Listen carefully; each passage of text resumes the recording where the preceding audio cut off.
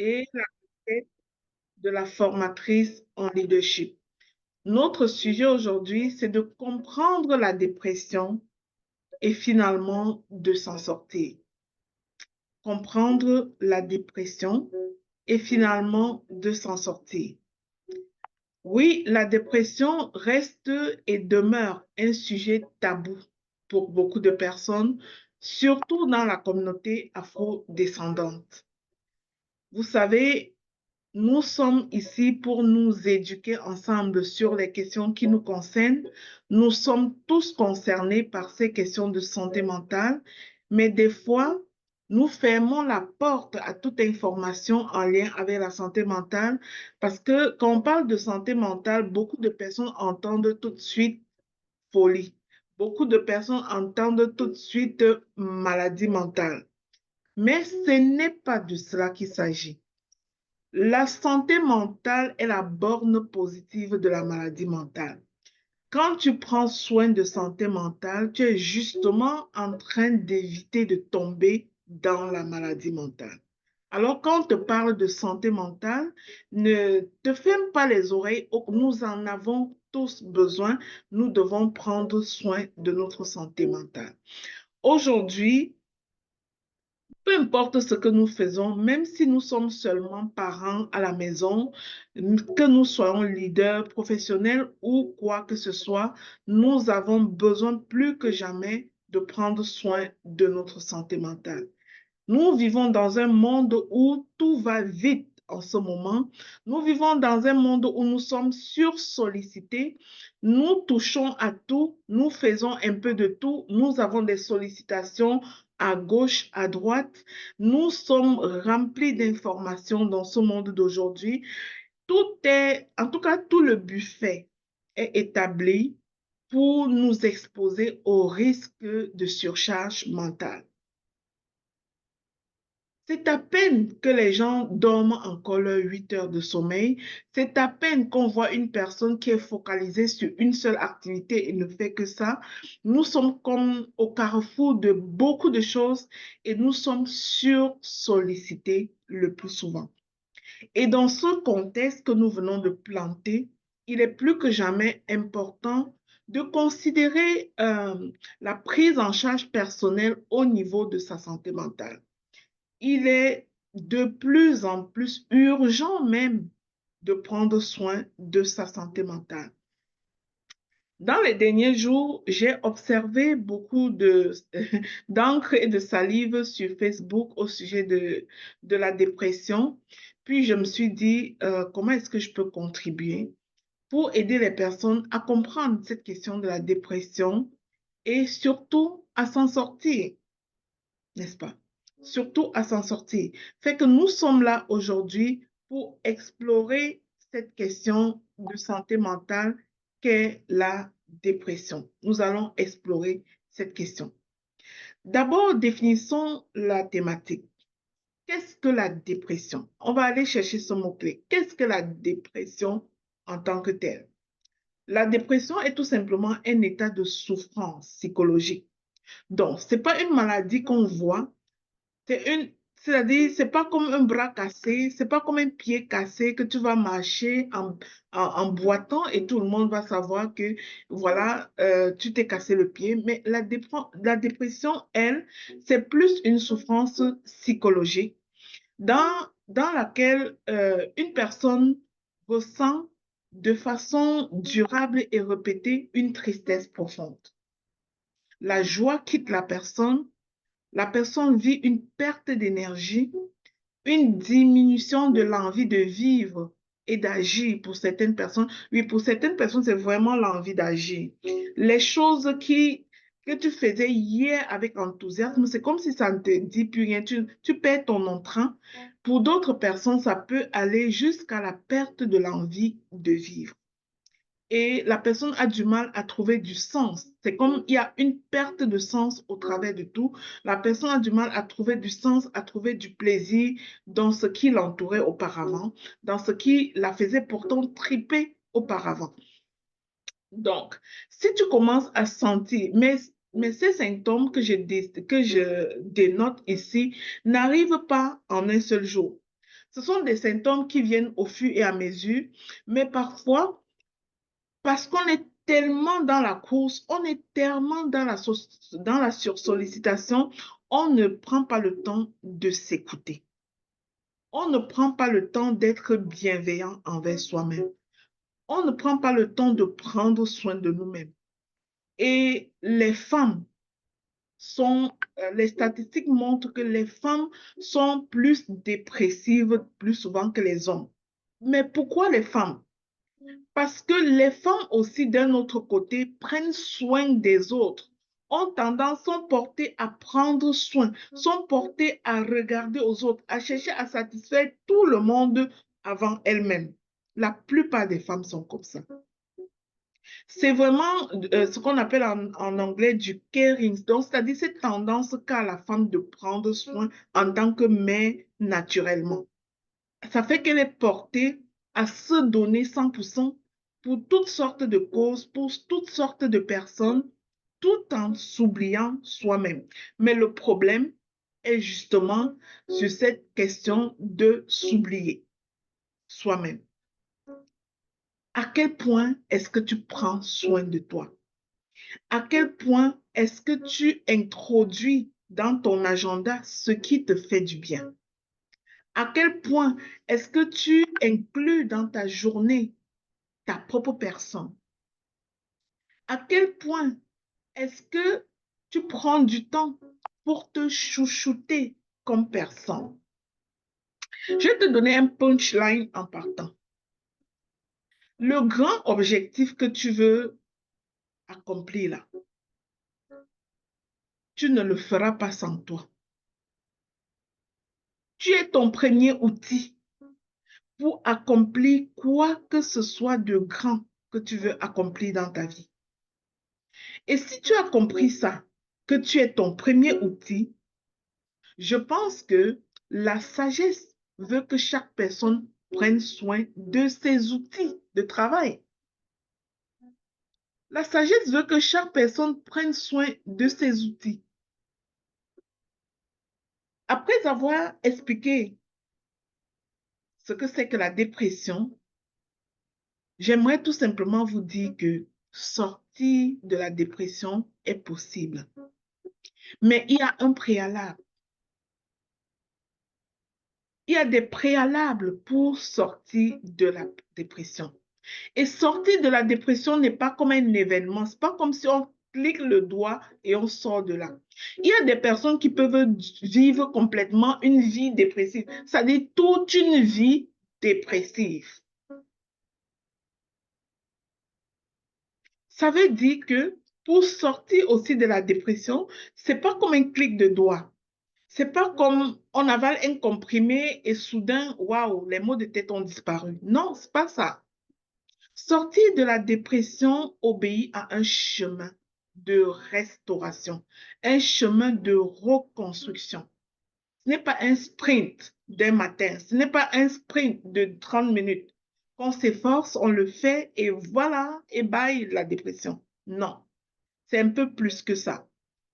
Aujourd'hui, j'aimerais juste d'abord dédramatiser et éjecter le tabou à l'extérieur en disant la dépression n'est pas une faiblesse. Donc, si tu te sens dépressif, ne prends pas ça comme un tabou. Ce n'est pas une faiblesse. Ce n'est pas un manque de volonté. Ce n'est pas un manque de leadership. Ce n'est pas un manque de foi. La dépression, c'est un état qui touche ton être, c'est-à-dire ton être tridimensionnel. La dépression finit par toucher ton corps parce qu'il est affaibli au travers de la dépression, par toucher tes émotions, par toucher tes pensées. La dépression finit par user toutes les dimensions de toi si tu n'y prends pas garde. Alors, se relever demande des prérequis. Et je vais te nommer aujourd'hui 7 prérequis dont tu as besoin pour sortir de la dépression. 7 prérequis. De tous ces prérequis que j'ai à te partager aujourd'hui, le tout premier, c'est de reconnaître que quelque chose ne va pas. Vous savez, le syndrome de la femme forte, le syndrome de l'homme fort. La femme forte ne pleure pas. La femme forte, hein, elle supporte, supporte et supporte encore. Un homme fort, ça ne pleure pas. Un homme fort, ça continue à être fort. Nous connaissons ce syndrome, surtout dans notre communauté afrodescendante. Mais j'aimerais te dire aujourd'hui, pour te libérer, que tu n'es pas appelée à être si forte que ça. Tu es appelée à être juste toi. Tu n'es pas appelée à être beaucoup plus forte que tu ne l'es. Tu n'es pas appelée à cacher tes émotions pour suffoquer en fait. Les amis, je demande de tapoter le live sur TikTok, s'il vous plaît. Tapotez ce live-là. Tu n'es pas obligé d'être fort comme on te fait croire. Ce sont des fausses croyances.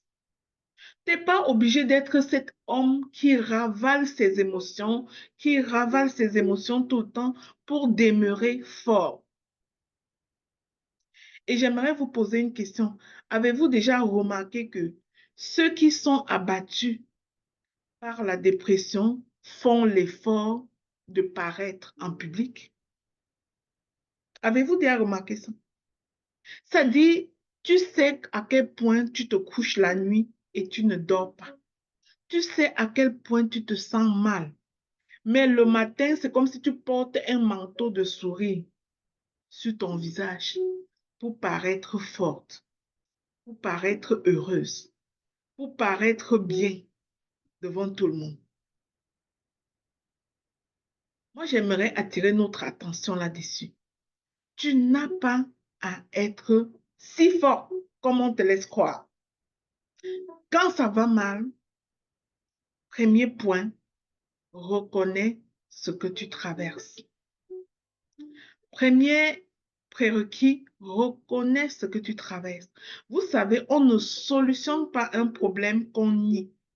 Tant que tu nies ton état, tu ne peux pas solutionner. On ne peut pas solutionner ce qu'on nie en même temps. Donc, le premier prérequis, c'est de reconnaître ce que tu traverses. C'est de pouvoir dire, ça ne va pas. Et le dire, c'est déjà un acte de courage. Pour preuve, beaucoup crèvent sans le dire. C'est de pouvoir mettre des mots sur ta douleur. Il faut que tu sois capable de nommer ce que tu ressens.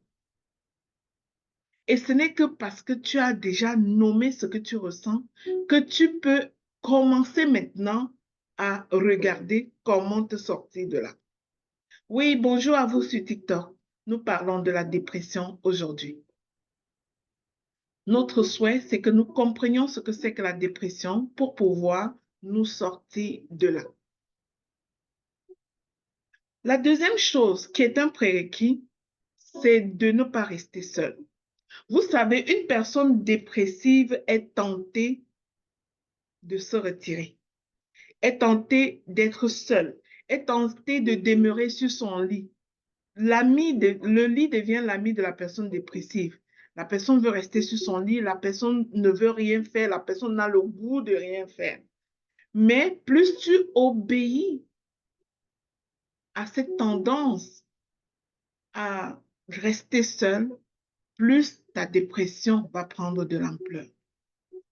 Donc, quelqu'un peut se dire, mais on est dépressif parce qu'on a trop pris sur nous, mais si on reste aussi trop seul, ça augmente la dépression.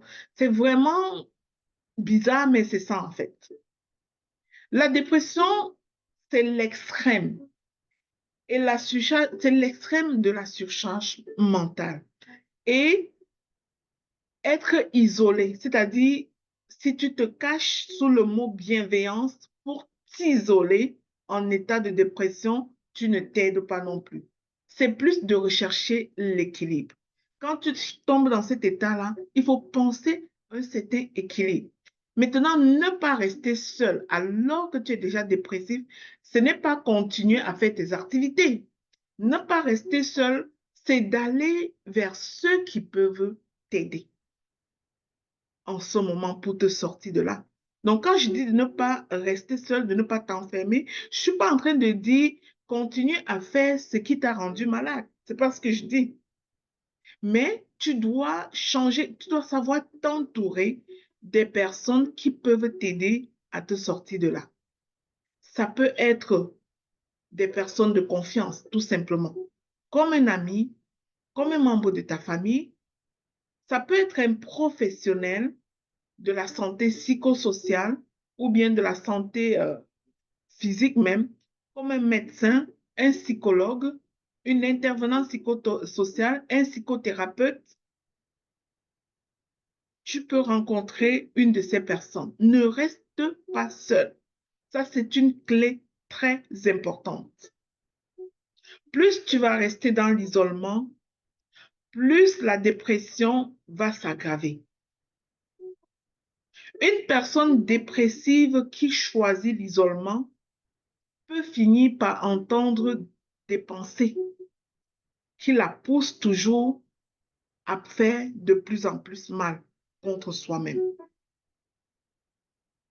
Lorsque nous entendons les gens qui disent qu'ils entendent des voix, des pensées suicidaires, des affaires d'eux-mêmes, c'est parce que l'isolement est venu à s'ajouter à l'état dépressif et à amplifier les symptômes. L'isolement excessif amplifie les symptômes. Mais pour s'entourer à ce moment-là, il ne faut pas s'entourer de n'importe qui. Il faut s'entourer des personnes qui comprennent les enjeux de ce dont vous souffrez. Troisième chose, c'est de consulter un professionnel de santé intentionnellement. Vas-y rencontrer ton médecin. Vas-y rencontrer ton psychologue. Et même si tu vas chez le médecin va nécessairement te référer chez un psychologue ou chez un intervenant psychosocial de n'importe quelle catégorie de profession qui fait ce genre de travail. Ça peut être un psychothérapeute. Vas-y voir ton médecin. Le médecin va peut-être te donner, t'aider avec quelques médicaments, mais j'aimerais te dire que ce ne sont pas nécessairement les médicaments qui sont prioritaires en cas de dépression. C'est plus la façon de te conduire, la façon d'accueillir ton état et d'en prendre soin qui va t'aider beaucoup plus que les médicaments. Puisque la dépression veut que tu laisses tomber toute activité et que tu crèves dans la douleur, dans la tristesse, ce qui va t'aider, c'est-à-dire, c'est le minimum de mobilisation que tu es capable d'entreprendre qui va venir t'aider à réactiver ton goût de t'impliquer à des choses. La quatrième chose, c'est de reprendre le contrôle par des petites actions. J'ai dit tout à l'heure que sortir de la dépression, quand on dit ne t'isole pas et prends soin de toi, mais ne t'isole pas. Quand on le dit, ce n'est pas pour te demander de sortir de chez toi et de recommencer à faire toutes ces choses qui t'ont blessé, toutes ces choses qui t'ont fait du mal dernièrement et qui t'ont apporté la surcharge mentale. C'est plus de mesurer, puisqu'il s'agit d'une question d'équilibre, de mesurer les petits pas, les petites victoires que tu peux accomplir au jour le jour pour te réinitier, pour, comment je dirais ça, pour réactiver ta capacité, ton goût de l'activité. Parce que la dépression, elle, t'a volé tout goût de l'activité. Alors, pour que tu remettes ou bien que tu fasses revenir le goût de l'activité, il faut que tu acceptes de commencer par des petites actions qui peuvent même sembler non significatives, mais très, très importantes pour toi. Une des actions que je te dis, c'est de prendre ta douche. En tant que clinicienne, j'ai déjà rencontré des personnes dépressives qui n'ont pas pris leur douche depuis 2 semaines, qui sont collés au lit et n'ont pas pris leur douche depuis 2 semaines. La première action, c'est de te lever, prendre soin de toi, aller prendre une douche. C'est déjà un petit pas. Et quand tu auras pris ta douche, célèbre cette victoire. L'autre chose que j'aimerais te dire, c'est d'oser ouvrir ta porte. Ne te ferme pas dans cette maison-là toute seule et tu te laisses habiter par toutes sortes de pensées. Ose ouvrir ta porte et aller à l'extérieur, faire même une marche de 5 minutes. C'est-à-dire juste 5 minutes à ton rythme. Vas-y le faire. Parce que tu as réussi à faire ce 5 minutes, ça active quelque chose à l'intérieur de toi. Ça rétablit ton leadership personnel qui venait d'être brisé à l'intérieur. L'autre chose, c'est d'aller prendre une pomme à croquer dans ton frigidaire. Parce qu'il y a des personnes dépressives qui n'ont pas mangé depuis plusieurs jours, en fait. Mais si ta dépression t'interdit de manger, désobéis. Le maître mot, quand on est dans un état dépressif, c'est la désobéissance aux pensées dépressives. Ça te dit de ne pas manger, désobéis et croque une pomme. Ça te dit de rester couché, désobéis et va faire 5 pas à l'extérieur. Ça te dit de ne pas prendre ton bain, de juste rester là cloîtré sur ta position, désobéis et va t'en prendre une douche. Prends cette douche-là même sans te frotter. Laisse juste de l'eau couler dessus. Si tu n'as pas la force de te frotter, pas grave. Marque quelque chose, fais pas. Laisse juste de l'eau couler sur toi. Et là, tu verras que tu seras en train d'activer, de réactiver le goût de faire quelque chose. Ne laisse pas tes pensées, alors que tu es en état dépressif, te dicter ce que tu vas faire.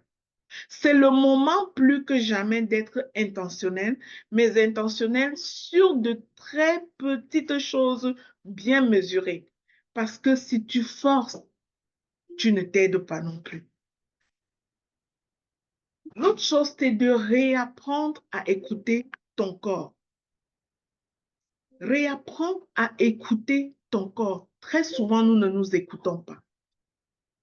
Nous forçons, nous jouons au fort, nous voulons performer, c'est-à-dire la pression de la performance. Tout le monde veut performer, tout le monde veut faire plus d'argent, tout le monde veut avoir 10 millions de sources de revenus.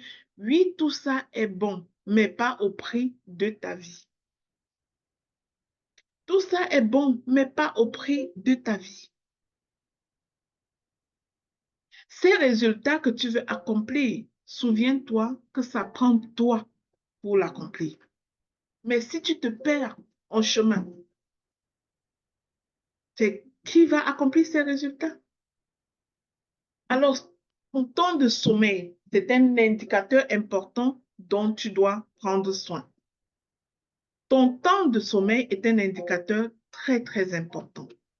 Ton alimentation, la qualité de ton alimentation est très importante. Mais nous voyons des personnes qui subissent tellement la pression de la performance qu'elles n'ont pas du temps qu'elles n'ont pas du temps à donner à leur repas, en fait.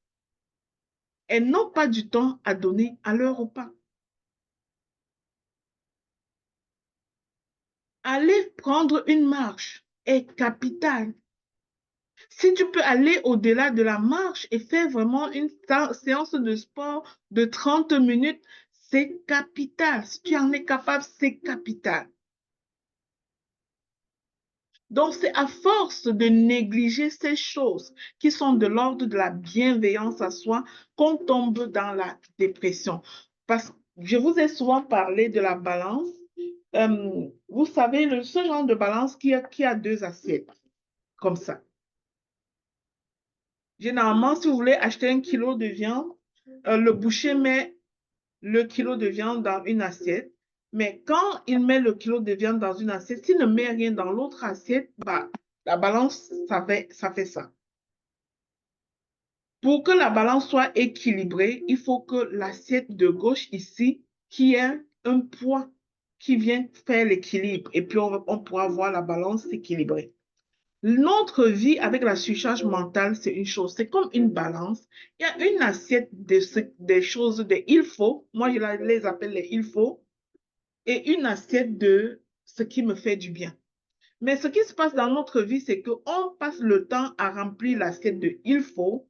Depuis le matin, il faut, il faut, il faut, il faut, jusqu'à s'écraser. Et tous les jours, c'est des il faut. Toute l'année, c'est les il faut. À un moment donné, on s'est oublié. On s'est oublié.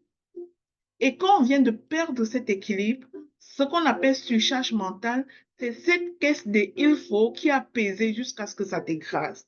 Tu ne t'occupes que des il faut, tu ne t'occupes de rien pour prendre soin de toi, rien pour être bienveillant envers toi-même. Et du coup, lorsqu'il y a ce déséquilibre, ce qui arrive, c'est la dépression, c'est la surcharge mentale. C'est ça qui arrive. Et du coup, toi qui voulais trop faire les choses, la dépression vient te voler l'envie de faire quoi que ce soit. La dépression vient te voler la capacité de faire quoi que ce soit.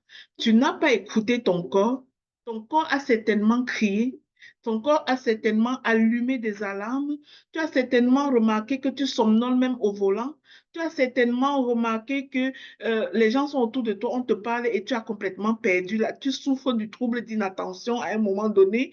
Tu as certainement remarqué que certaines choses qui te faisaient triper, c'est comme ça t'énerve. Tu as certainement remarqué une certaine irritabilité qui est venue de nulle part et que tu n'es pas habituellement comme ça.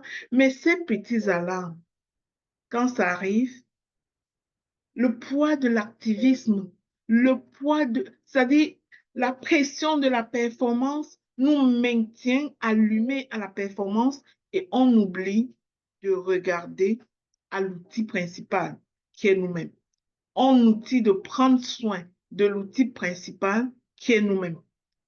Et, et nous jouons au paraître. Le matin, on se parfume, on met des vestes, on se retrouve encore au bureau, encore et encore au bureau. Pourtant, en route, là, on dormait au feu rouge parce que la tête, ça ne tient plus.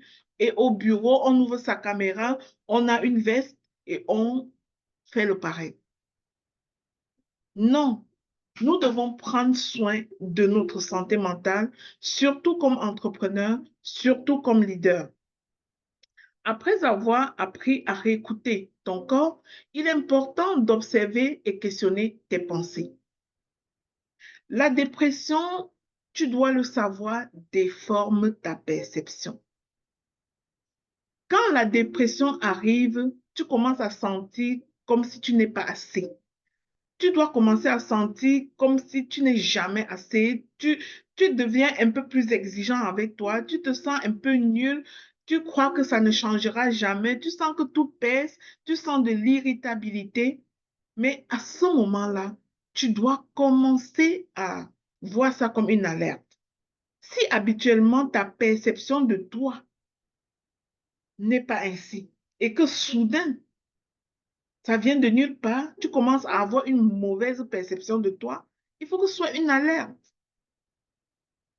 Ces pensées-là ne sont pas des faits. Il faut apprendre à les remettre en question. Et tu dois comprendre que ce n'est pas un fait, tu dois remettre ça en question. Tu dois remettre ça en question pour pouvoir te libérer. Et c'est toute une compétence de savoir remettre ces pensées en question pour en éliminer celles qui sont nuisibles en fait.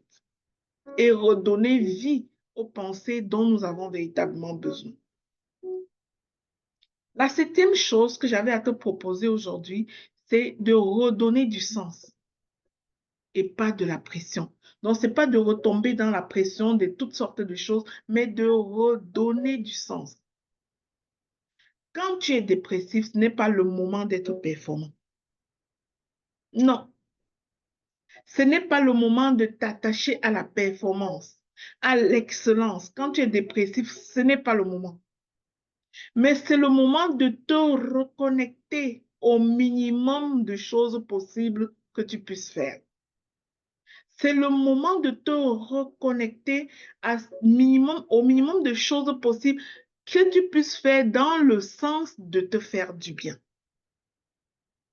C'est le moment de reconnecter à la foi, de reconnecter à l'écriture, de te vider par l'écriture, de reconnecter à la nature, de sortir, marcher, d'aller dans ton jardin pieds nus, toucher le sol, c'est-à-dire connecter avec la nature.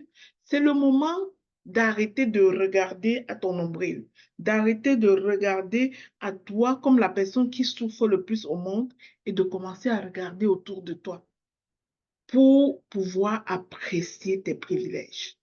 Vous savez, quand on regarde trop à nous, on est plus porté à être dans la victimisation, à voir ce qu'on n'a pas, à voir ce qui n'est pas à nous, à voir nos limites, à voir nos insatisfactions.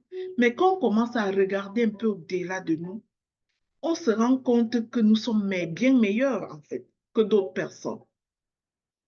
Et enfin, à activer le sens qui précède l'énergie. Le sens précède toujours l'énergie. Tu dois t'intéresser plus au sens qu'à la quantité de choses que tu fais. Alors, un message important que j'ai pour vous, oui, les amis de TikTok, un message important que j'ai pour vous, c'est de dire que tu n'as pas à, à aller mieux très vite, mais tu as à être dans une constance d'amélioration. Prends le temps avec toi-même. Sois honnête envers toi-même sur tes capacités du moment. Tu as juste à avancer honnêtement, un pas à la fois, un pas à la fois, un pas à la fois, un pas à la fois. Tu as à oser, mais à oser faire le pas à la fois, pas à oser performer, non. Ose faire le un pas à la fois, un pas à la fois.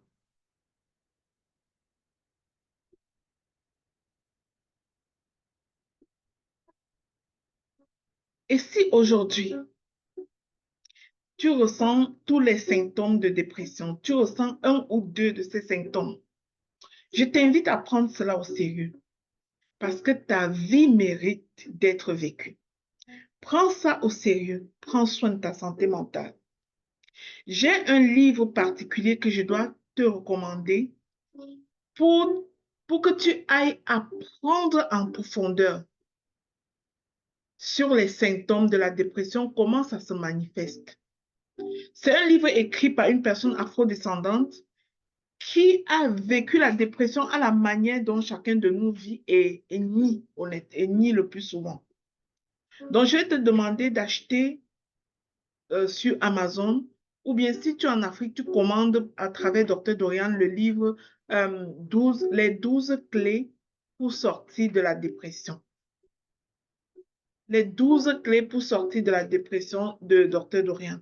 Je me souviens que quand je travaillais en clinique, je recommandais beaucoup ce livre-là aux personnes. Quand je travaillais à l'hôpital, je recommandais beaucoup ce livre-là aux personnes. Donc, je te demande de te trouver ce livre-là, de prendre le temps de le lire parce que ces résultats que tu veux accomplir, tu as besoin de toi pour accomplir. Tu as besoin de ta forme pour l'accomplir. Tu as besoin de ta santé mentale pour l'accomplir. Et si tu veux creuser en profondeur sur un chemin de restauration, moi, je te recommande le guide Enfin restauré. Je vais vous le montrer ici dans WhatsApp. Le guide Enfin restauré, c'est un guide, je crois que c'est mon best-seller du mois de janvier 2026. Si.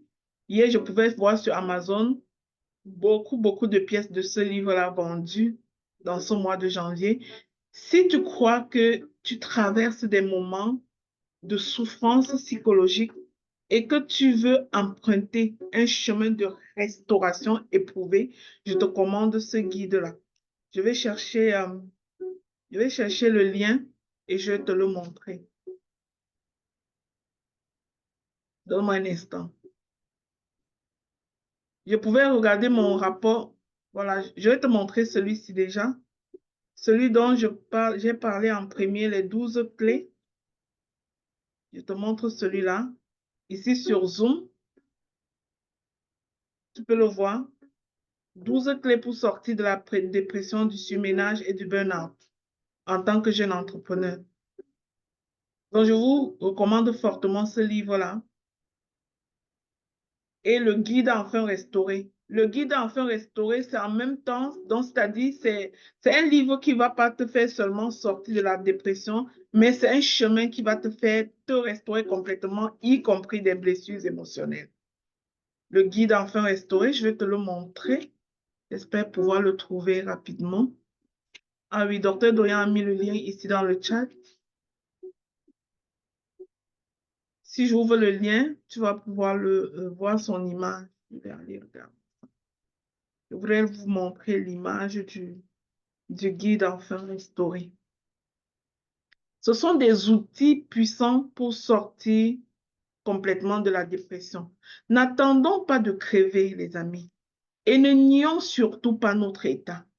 Oui, dans notre société, on a dit une femme, ça supporte. Un homme, ça ne pleure pas. Mais n'écoute pas ce discours. Ce n'est pas ta vérité. N'écoute pas ça.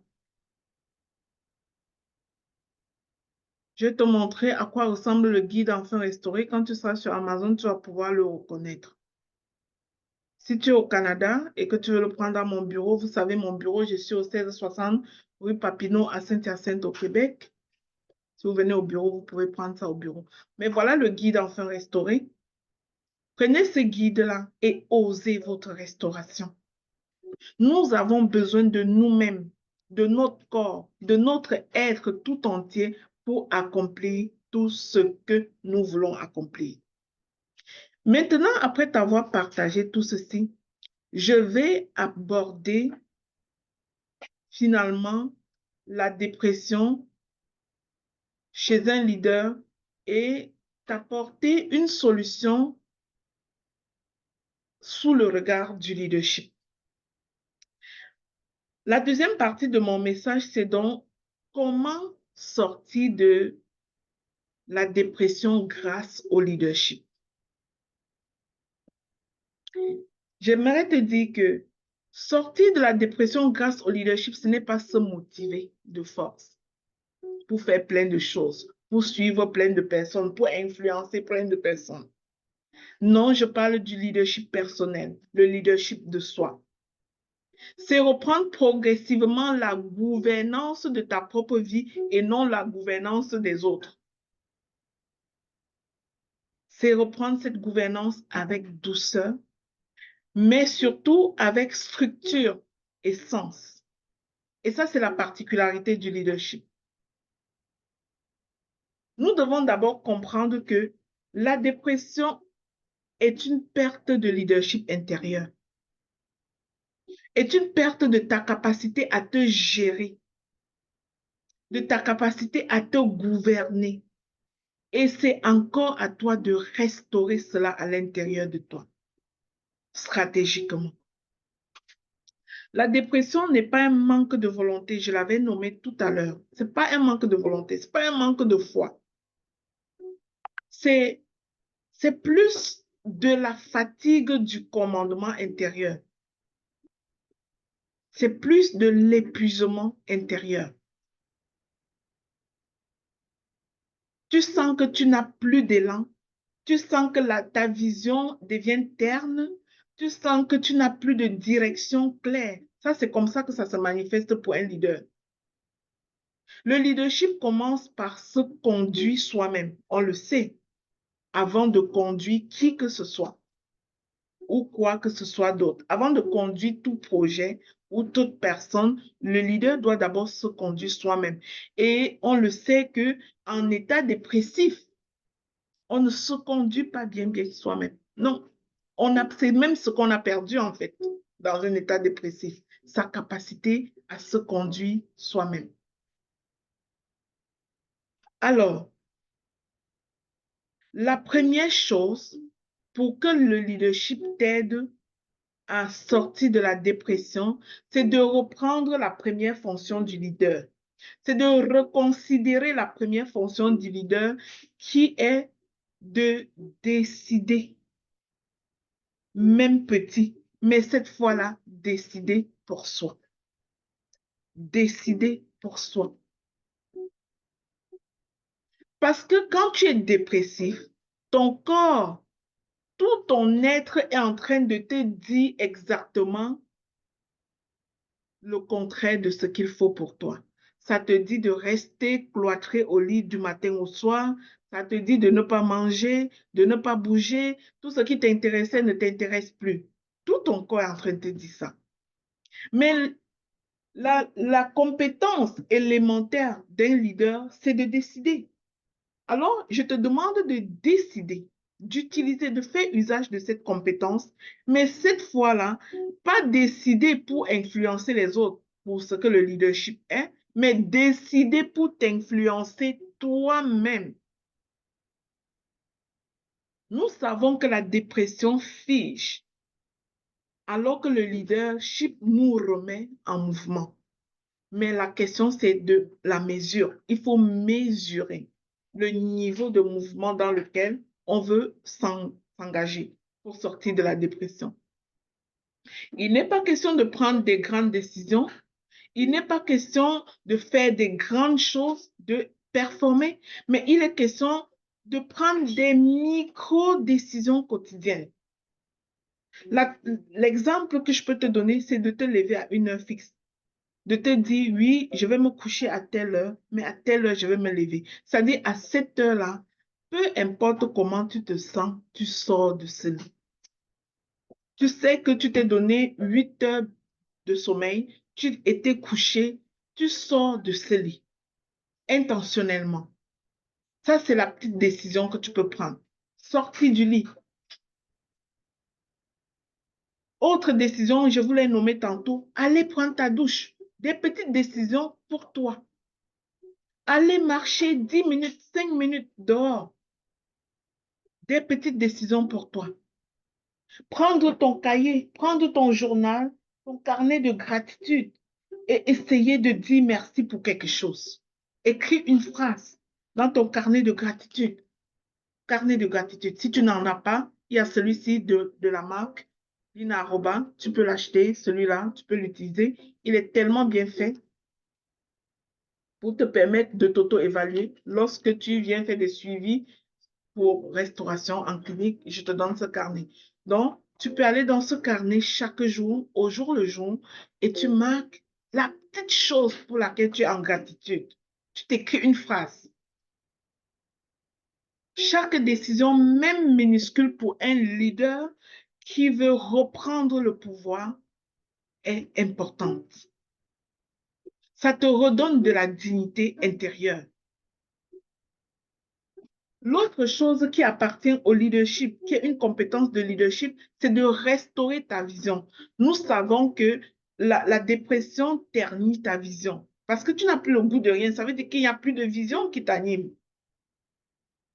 Alors, le leadership a le pouvoir de restaurer ta vision.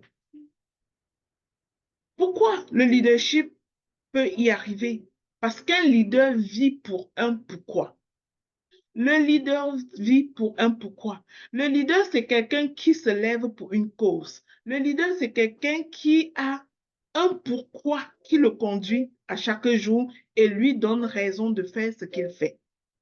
Alors, dans ton état dépressif, ce que tu dois faire, c'est te servir de cette loi du leadership pour te reconnecter à ta vision.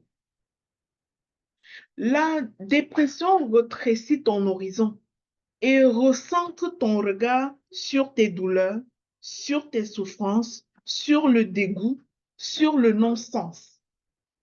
Alors que le leadership, lui, élargit ta perspective et te connecte à quelque chose de plus grand que toi, à une cause plus grande que toi. Et dans ton contexte dépressif, qui est en train de te retrécir ton horizon et te recentrer sur tout ce qu'il y a de douloureux en toi, bah, reconnecter à un pourquoi serait te poser une question simple. Pourquoi ma vie mérite-t-elle encore d'être vécue aujourd'hui? Pourquoi ma vie mériterait-elle encore d'être vécue aujourd'hui? Pour une autre personne, ça doit être pour son enfant. Il faut qu'il y ait quelque chose un peu plus grand que juste ta personne. Ça peut être que pour ton enfant. Ça peut être pour une mission de vie, pour un fardeau que tu portes, une cause que tu défends. Ça peut être que ta vie vaut la peine encore aujourd'hui pour aider une personne. Ta vie peut valoir encore la peine aujourd'hui pour incarner une valeur que tu sais mieux incarner que quiconque. Donc, tu dois te reconnecter à un pourquoi significatif. Tu dois absolument raviver une vision, une raison pour laquelle tu dois continuer. J'aimerais noter que la vision ne guérit pas tout, mais elle empêche de sombrer plus loin. La vision que tu vas rallumer ne viendra pas guérir tous les maux de ta vie, mais elle va t'empêcher de descendre encore plus loin dans le trou. Elle va te donner une raison de te relever. Elle va te donner une raison de t'accorder une seconde chance. Le leadership peut aider à sortir de la dépression parce que le leadership aide à recréer la structure. Vous savez, généralement, c'est le chaos qui nourrit la dépression. Le chaos, c'est quoi? C'est l'hyperactivisme. On est impliqué à tout, on se plaint de tout, on est dépassé par tout, toutes sortes d'affaires. Et le chaos apporte la dépression et la nourrit. Pourtant, le leadership a cette spécificité, c'est que ça fonctionne dans une structure. Le leadership arrive et crée la structure.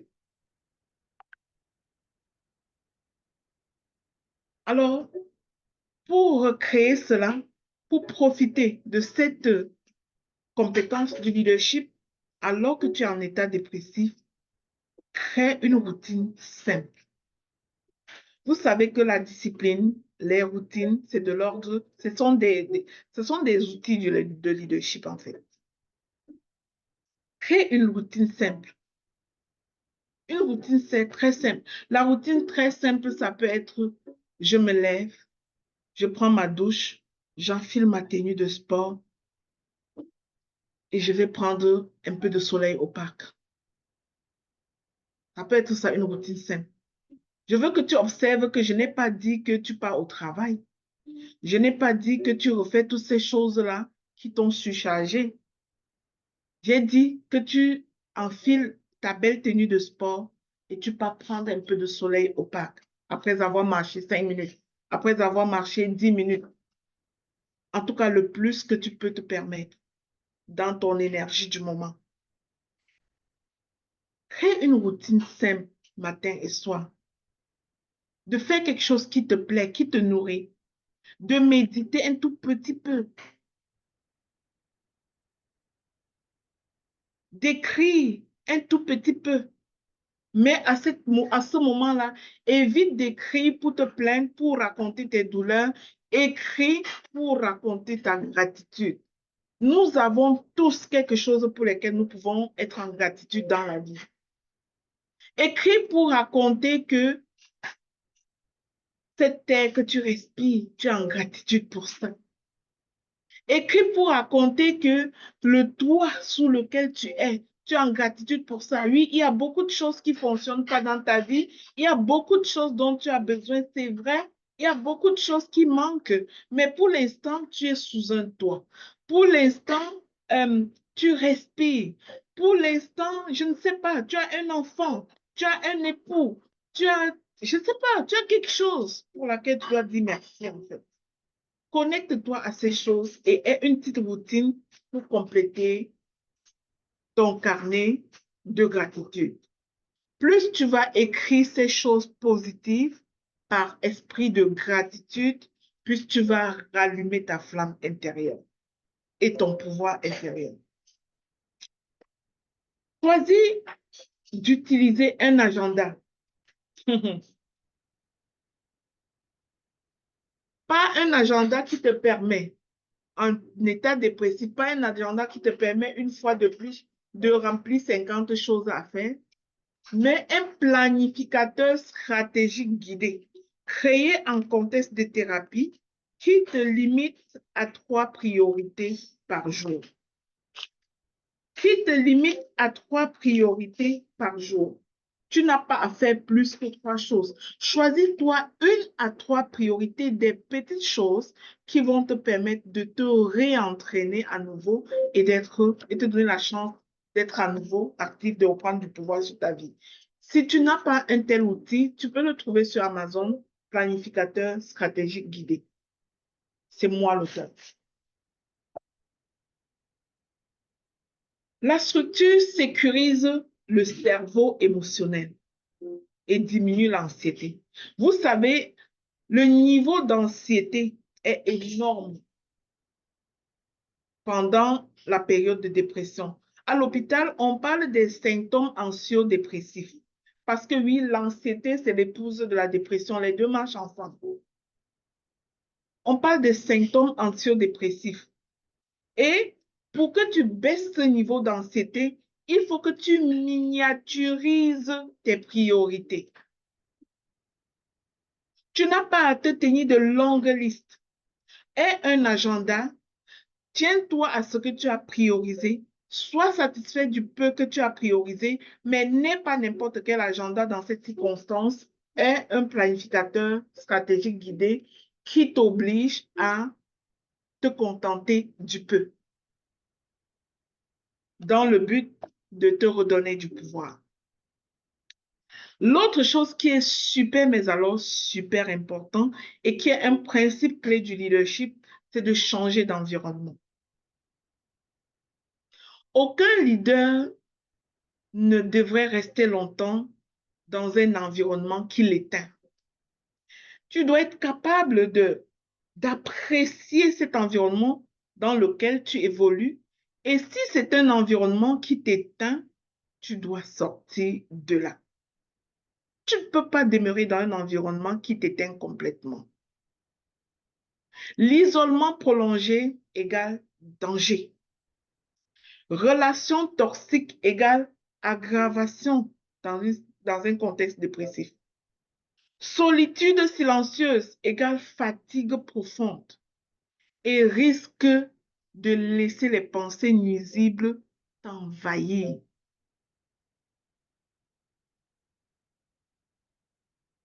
S'entourer, c'est de s'entourer des personnes vitamines, des personnes qui peuvent t'aider justement à sortir de ce trou dans lequel tu es enfoncé. Ce trou-là n'est qu'un passage, mais sortir de là dépend de ce que tu vas mettre sur pied, de ce que tu vas mettre en place. Tu peux t'entourer d'un coach, d'un thérapeute, d'un mentor, d'un ami qui vaut la peine, pas n'importe qui. Et t'entourer n'est pas une faiblesse. Parce que parfois, nous aimons jouer les forts. Une femme forte, ça ne pleure pas. Une femme forte, ça supporte. Non, on n'a pas à jouer les forts. C'est une décision d'un leadership mature que de bien s'entourer. L'autre chose, c'est de transformer la souffrance en responsabilité et non en culpabilité. Mes amis, le leadership ne nie pas la douleur, mais le leadership tire la bonne part de la douleur. Le leadership te permet de refuser que la douleur soit le pilote de ta vie.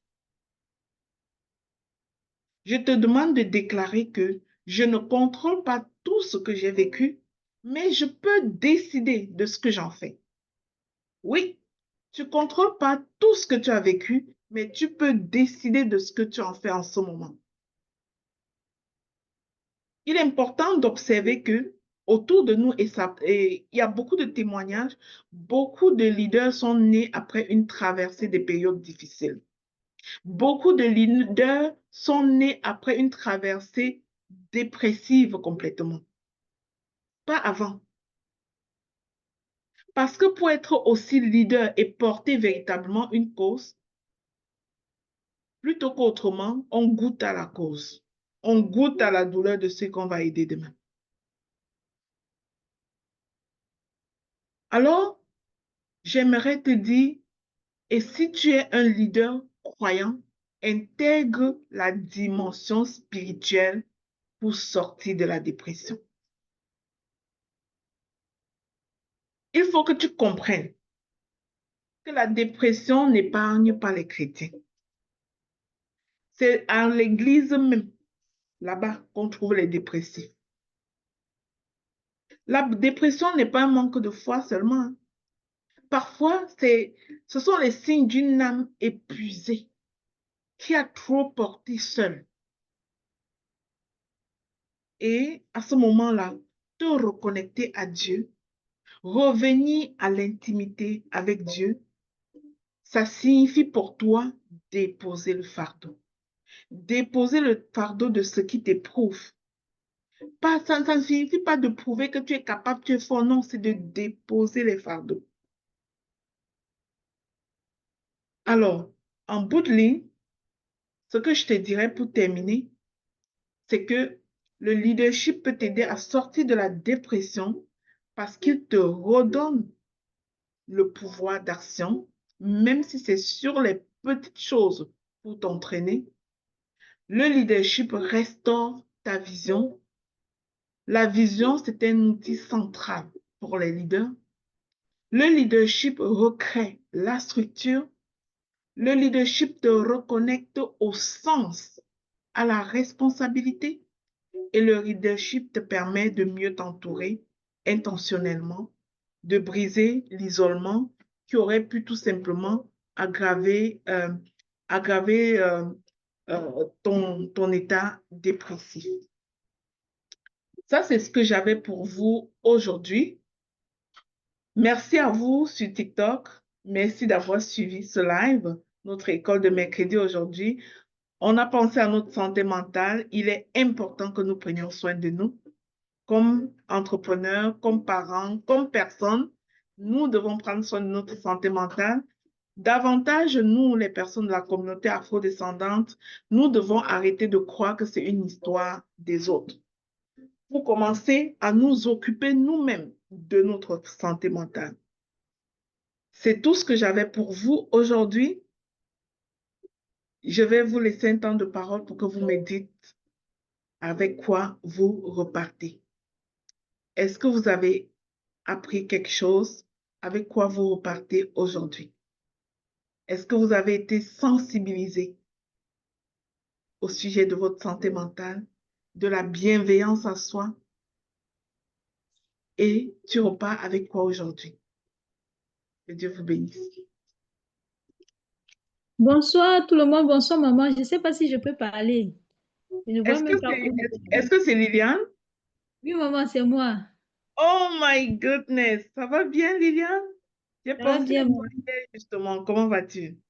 Je vais super bien. Dieu est grand, il est merveilleux. Allez, vas-y, pas. On t'écoute. Oui maman, je me suis connectée en retard, mais c'est pas grave, j'ai retenu beaucoup de choses. Et Wow. ça me parlait en fait. Aujourd'hui, c'était ma parole.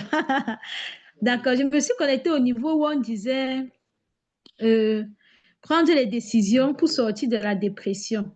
Mhm, Voilà. J'ai bien compris la partie où maman disait qu'il faut prendre des petites décisions régulières. Par exemple, l'heure du réveil, mhm, l'heure pour se laver, marcher un peu, écrire une phrase de gratitude.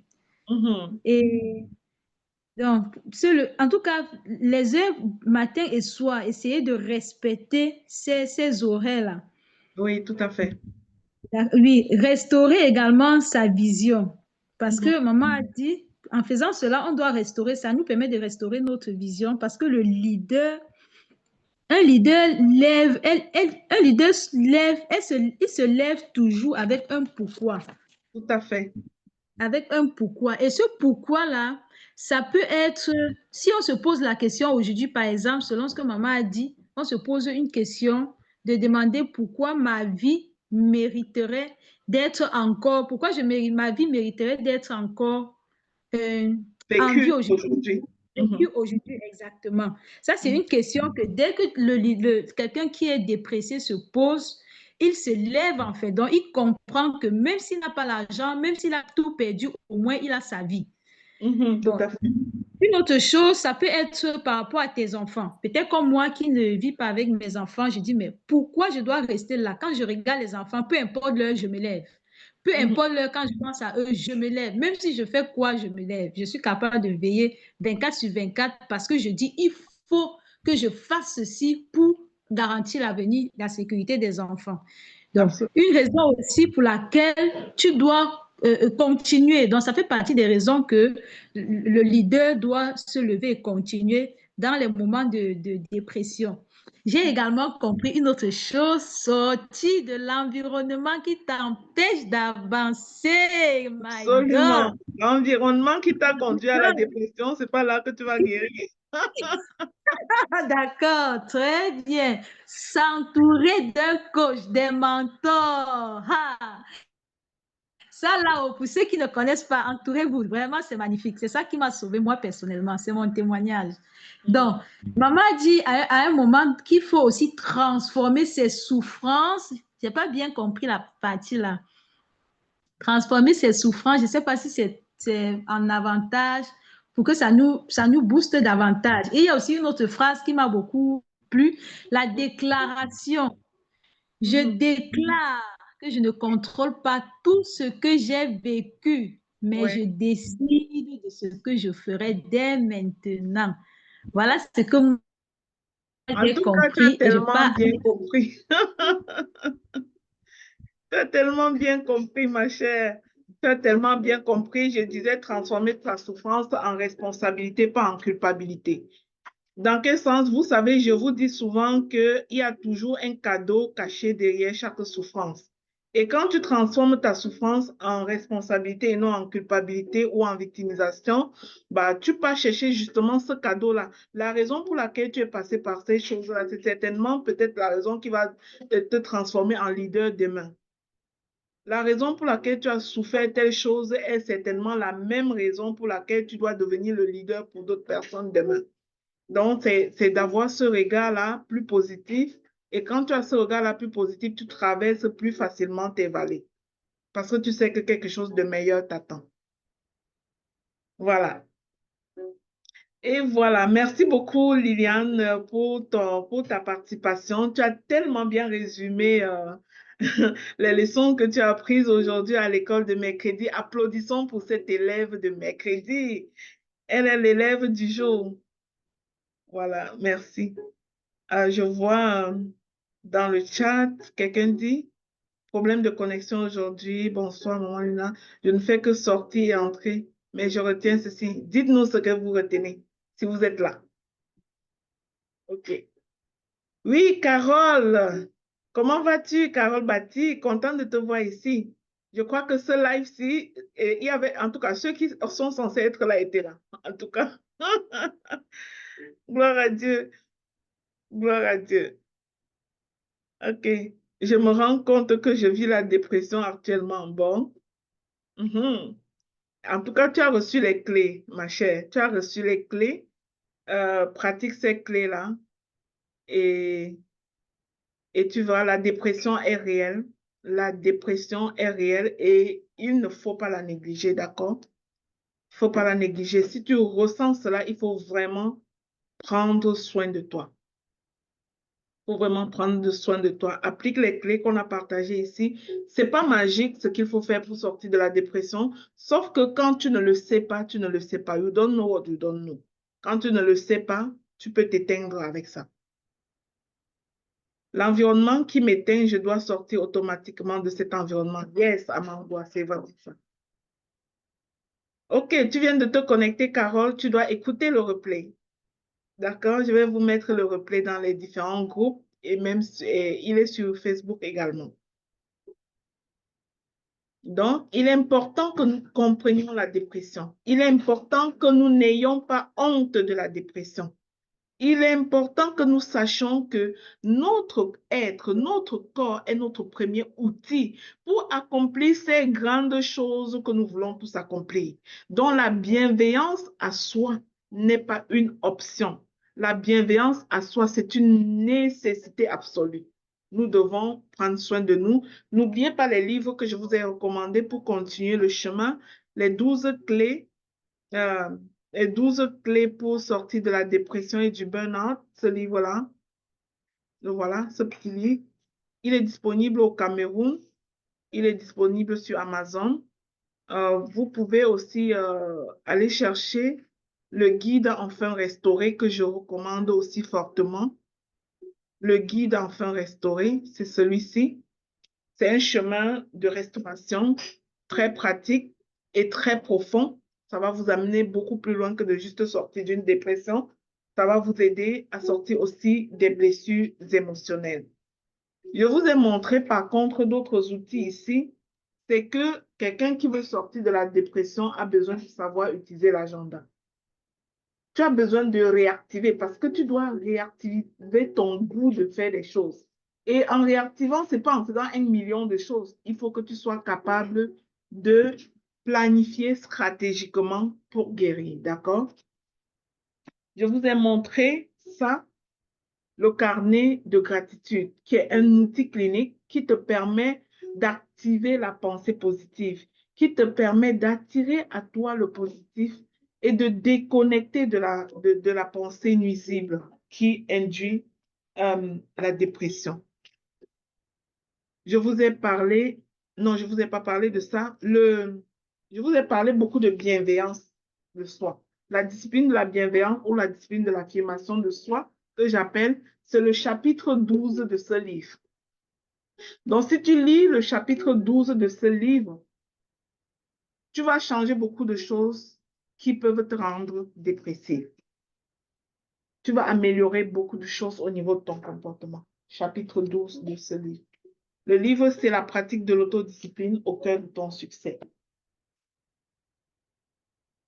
Donc, ça, c'est les outils que je peux vous présenter aujourd'hui et qui peuvent vraiment vous aider. Une autre chose, c'est de déconnecter de la victimisation parce que quelqu'un qui continue à victimiser va rester, va descendre encore et encore et encore dans la dépression. Et les gens qui sont en état de dépression sont portés à victimiser. Voilà votre livre idéal. C'est ça. Alors, c'est ce que j'avais pour vous aujourd'hui, la team. S'il y a des questions, je réponds. S'il n'y a pas de questions, on va se revoir très, très prochainement. Avons-nous des questions? Avons-nous des questions, les amis, sur Facebook? Je vais aller regarder un peu mon Facebook.